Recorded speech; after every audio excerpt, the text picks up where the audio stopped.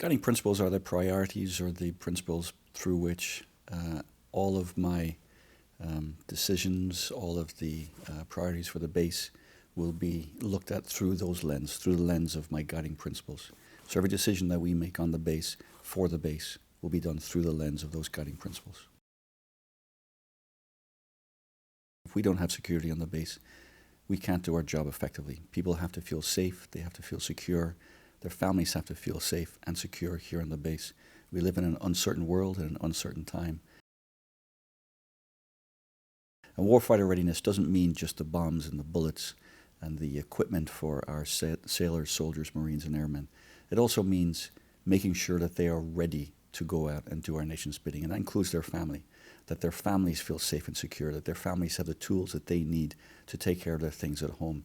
Because if our service members don't feel that their families are being taken care of, then their mind isn't going to be on their mission. We have to ensure that our sailors, soldiers, airmen, and Marines have all the tools that are necessary for them to focus 100% on their mission at all times.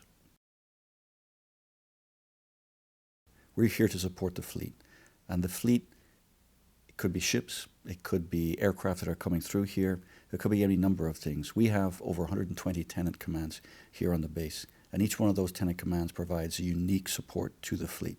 And we have to ensure that those tenant commands have the tools that they need to be able to do their job to support the fleet day in, day out, 24/7.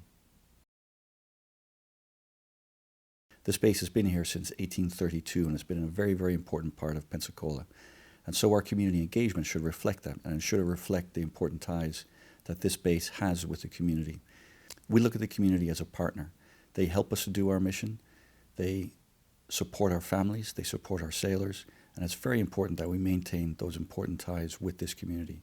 I've never been in any naval station anywhere in the world that has stronger ties to the community than here at NAS Pensacola, and we intend to keep it that way.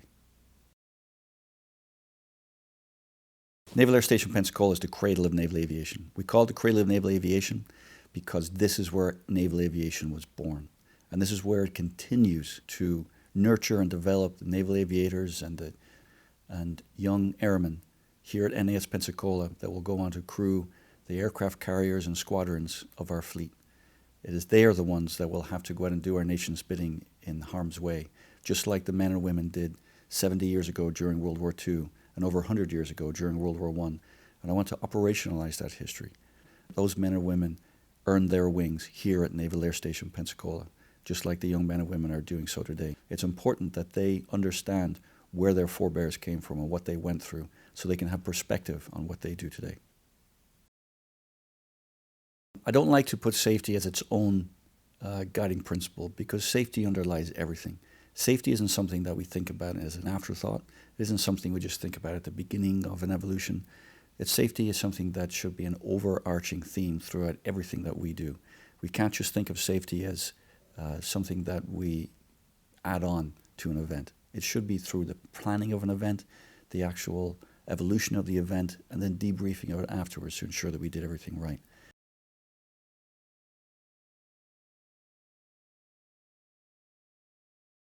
I like to say that we are in the warfighting profession, but we're in the people business. And people are our absolute most important asset. I think we have some of the best staff of any naval air station in the CNIC enterprise. All of my guiding principles will be accomplished through those people, through their passion for Naval Air Station Pensacola, through their passion for the mission, through their passion for ensuring that the tenants and the people who work in those tenant commands have the tools that they need to ensure that they can have mission success.